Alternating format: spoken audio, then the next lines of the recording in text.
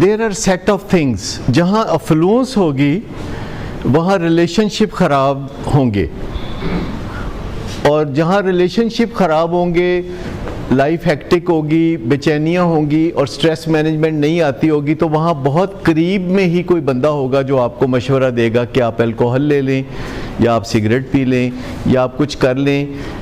اور جو افلوئنس ہے اس کے پیچھے جو جینیٹک کریکٹرز ہیں وہ بھی اسی طرف اشارہ کر رہے ہوتے ہیں.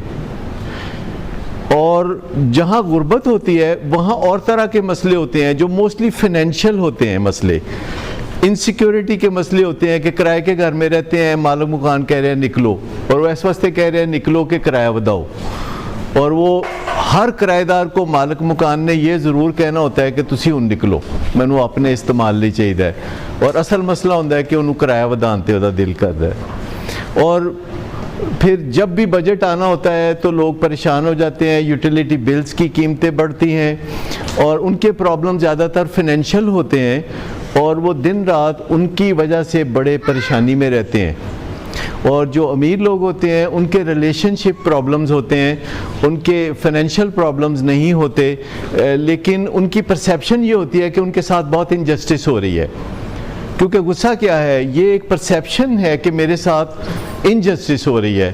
اور اب اگر غصہ ہے تو وہ انرجائز کر دیتا ہے، وہ آپ کو گرینڈیوز آئیڈیاز دیتا ہے.